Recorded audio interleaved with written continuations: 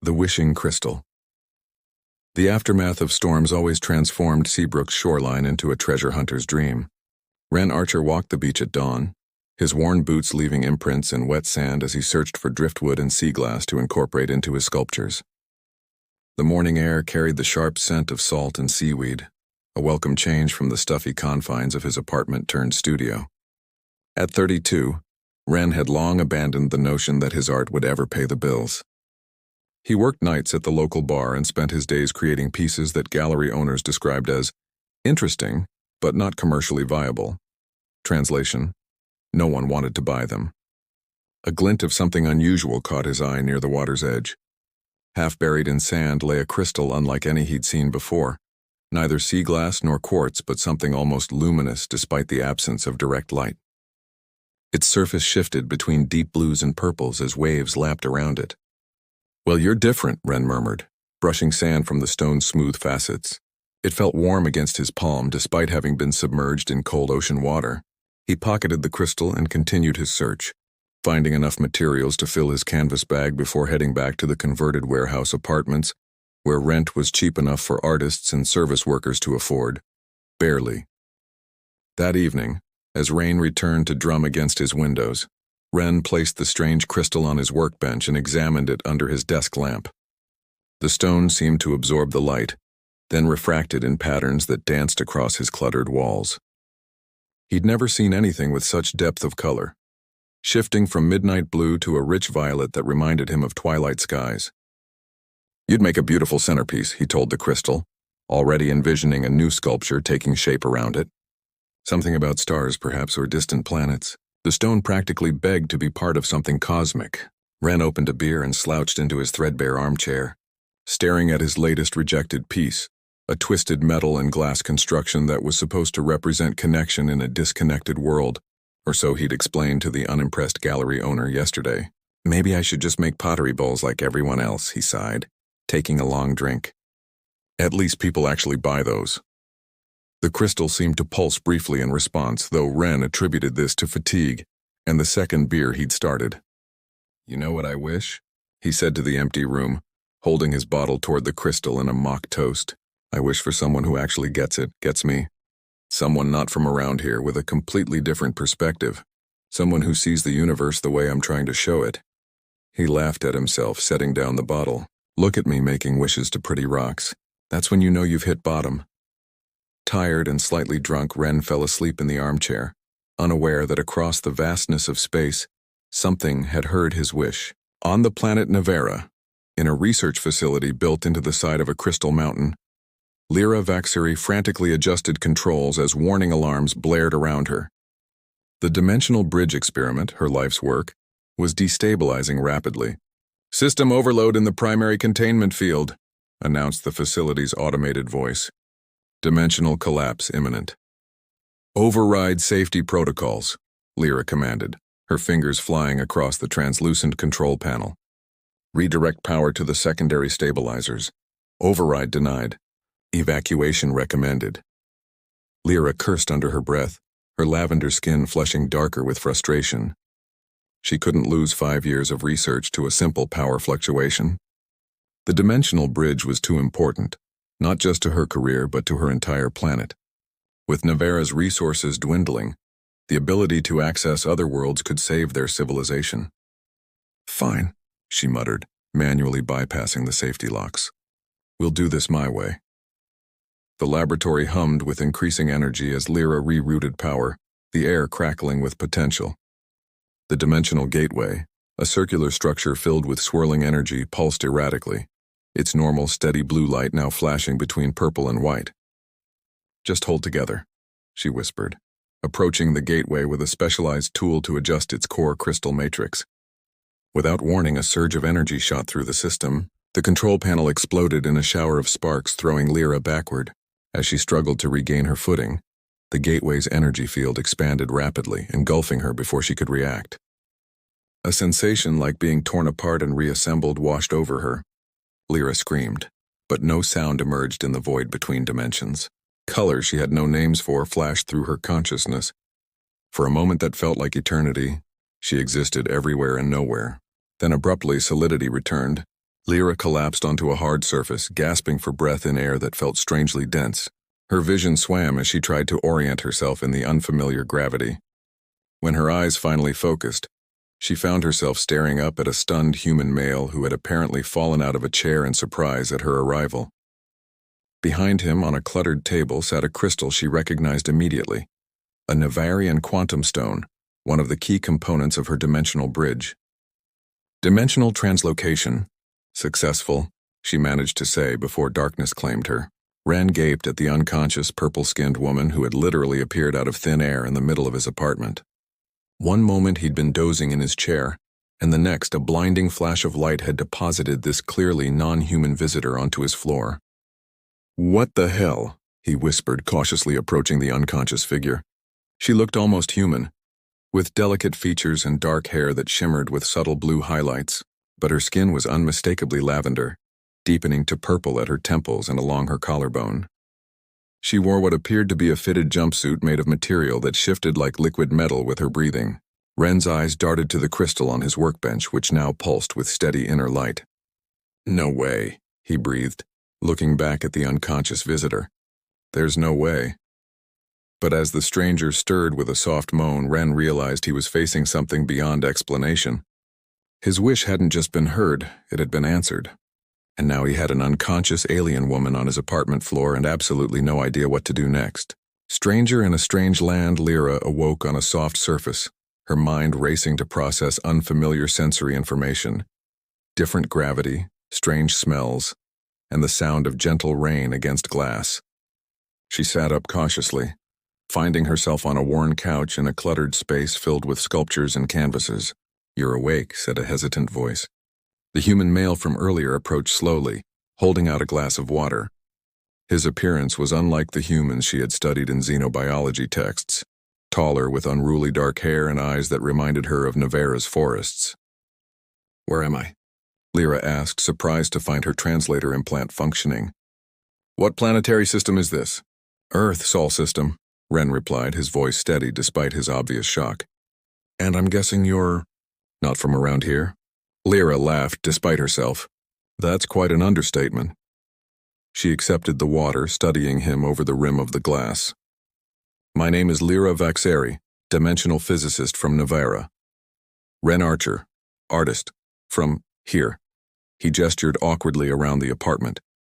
Lyra spotted the quantum crystal on his workbench and moved toward it with surprising speed, despite her disorientation. "Where did you find this?" "On the beach this morning, after the storm." Ren watched her examine the stone with obvious expertise. "That brought you here, didn't it?" "Not alone," Lyra murmured, running her fingers over the crystal's surface. "This is a quantum stone from my world. We use them to power dimensional technology. It must have created a connection point when my experiment failed." Over the following days, a tentative routine emerged. During daylight hours, Lyra remained hidden in Ren's apartment, studying Earth through his limited collection of books and ancient laptop. Her quick mind absorbed information at a remarkable rate, while Ren worked on a new series of sculptures inspired by her descriptions of Nevera's crystalline landscapes. "Your atmosphere feels so heavy," Lyra complained one evening, stretching her arms above her head. Her purple skin had developed a subtle sheen in the 2 weeks since her arrival. "I feel like I'm swimming constantly." Ren smiled, looking up from his sketchbook. "Maybe that's why you move so gracefully." Their eyes met briefly before both looked away, suddenly self-conscious. "I need to understand what happened," Lyra said, returning to the quantum stone. "This crystal shouldn't have enough power to maintain a dimensional bridge by itself." "Maybe it had help?" Ren hesitated, then confessed his impulsive wish the night before her arrival. Lyra's eyes widened. "Interesting. On my world, there are legends about quantum stones responding to strong emotional resonance." She studied him with renewed interest. "Perhaps your wish created the perfect conditions for a connection." "Great," Ren laughed. "I accidentally summoned an alien scientist with a tipsy wish. Would you prefer if I hadn't come?" Lyra asked, her tone suddenly serious. Ren considered the question, looking around at his transformed workspace. Since Lyra's arrival, he had created more art than in the previous 6 months combined. Her perspective on his work, uninhibited by Earth's artistic traditions, had freed something within him. "No," he finally said. I'm glad you're here. Later that night, as Lyra slept on his couch, Ren received an email that made his heart race.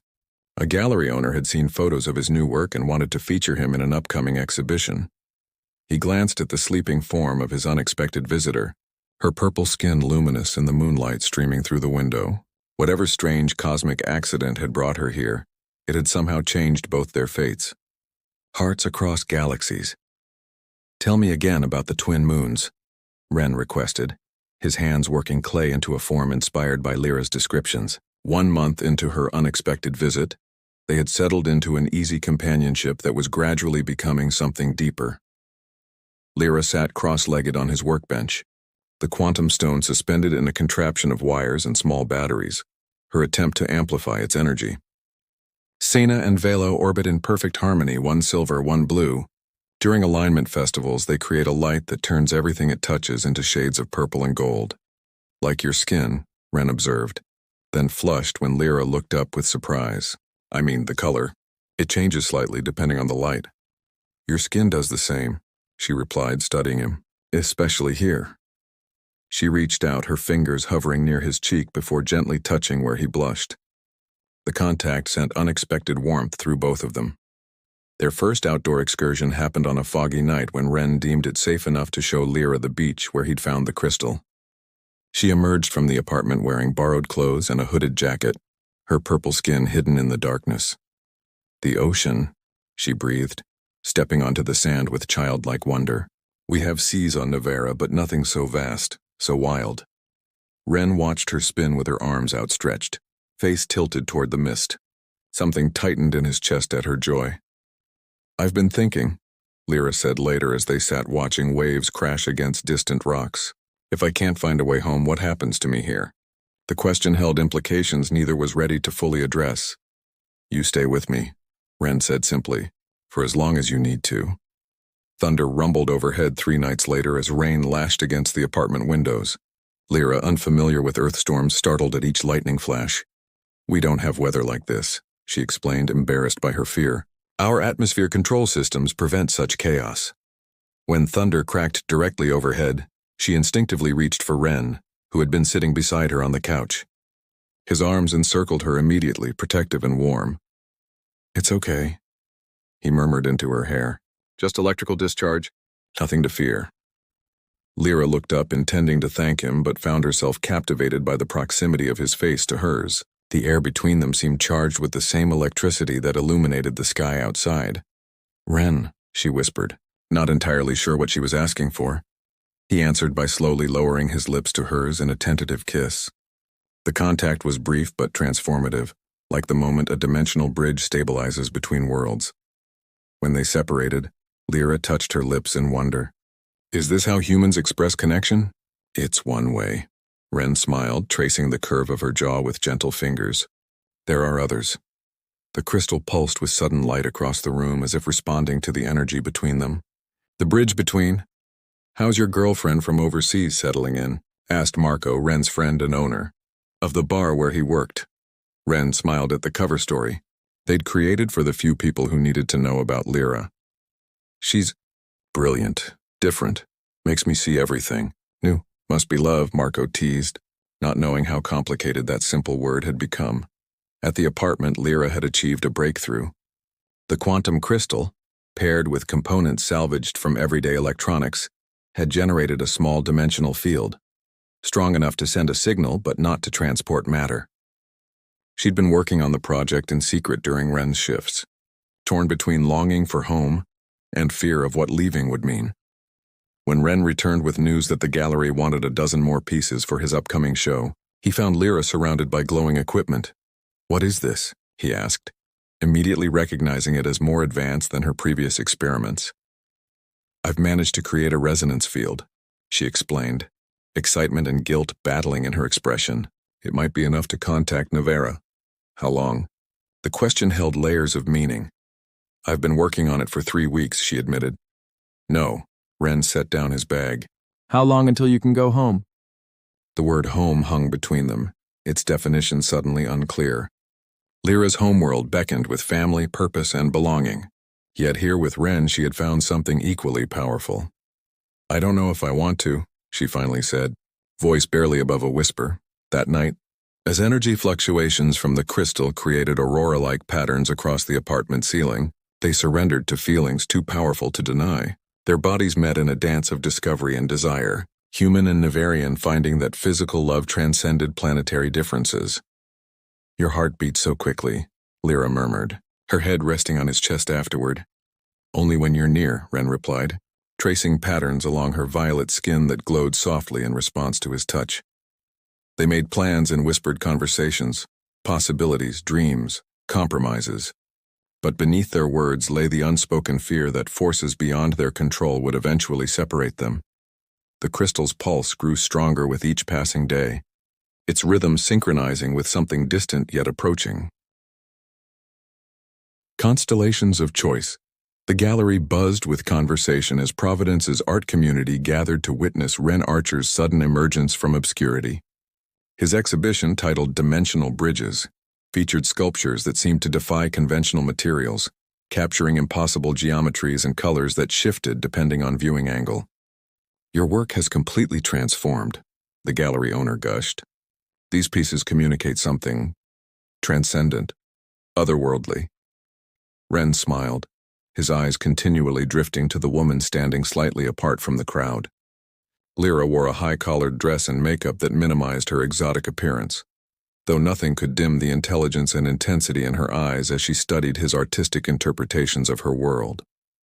At the apartment, the quantum crystal had begun pulsing with increasing urgency.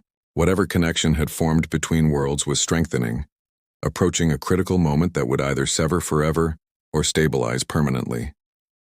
They're searching for me, Lyra had explained that morning. The dimensional resonance patterns suggest a rescue attempt. Tonight, then, Ren had replied, his voice steady despite the pain in his eyes. Now, as the exhibition reached its peak, Lyra approached Ren and discreetly touched his wrist. It's time, she whispered. The crystal's energy signature is reaching critical alignment. They slipped away from the celebration of Ren's newfound success, rushing back to the apartment where reality itself seemed to waver around the glowing quantum stone. The air shimmered with potential, molecules vibrating at frequencies approaching the threshold between dimensions. If I go through, the connection will collapse behind me, Lyra said, her voice tight with emotion. Quantum stones are incredibly rare. The probability of finding another— Don't, Ren interrupted, taking her hands. Don't talk about probabilities in quantum physics. Not now. Lyra's eyes shimmered with tears. I've been thinking about what makes a bridge stable. In dimensional physics, it requires anchor points on both sides, maintaining equal tension. What are you saying? I'm saying I don't want to choose between worlds. Between my life there and my life with you. Her voice strengthened with determination, and maybe we don't have to. The air crackled as the dimensional threshold approached. Time was running out. The crystal responds to creative energy, emotional resonance, Lyra explained rapidly. Your art, my science. Together we might be able to create something sustainable. Understanding dawned in Ren's eyes. He retrieved his newest creation, a sculpture designed around a space intended for the quantum stone, its intricate patterns echoing the mathematical formulas Lyra had taught him. As the dimensional rift began forming in the center of the room, Lyra programmed final adjustments while Ren placed the stone in its cradle within the sculpture. Now we need to stabilize it, Lyra said, her hands moving with practiced precision over her makeshift controls. Focus on why you want this bridge to exist. Pour everything you feel into it. Ren closed his eyes, channeling all his emotion into the connection between worlds. His love for Lyra, his newfound purpose, the blend of art and science that had transformed both their lives. The quantum stone blazed with light, its energy flowing through the sculpture's carefully designed channels. The dimensional rift stopped fluctuating and gradually stabilized into a shimmering portal, through which another world became visible. Crystalline structures beneath twin moons. It's working, Lyra gasped, her face illuminated by the glow of her homeworld. The bridge is stabilizing on both sides. The portal settled into a steady shimmer, smaller than their original designs but undeniably stable, a permanent window between worlds. Ren approached cautiously, standing beside Lyra as they gazed together at the impossible view. So what happens now? Lyra smiled, taking his hand in hers. Her purple skin glowed with happiness as she looked between Earth and Nevera, no longer forced to choose between them. Now, she said, we walk between worlds. Hand in hand, they stepped toward the shimmering portal, pioneers of a connection that, like their love, existed in the beautiful space between different realities. Proof that the greatest bridges are built not just of science or art alone, but of hearts willing to span the distance between stars.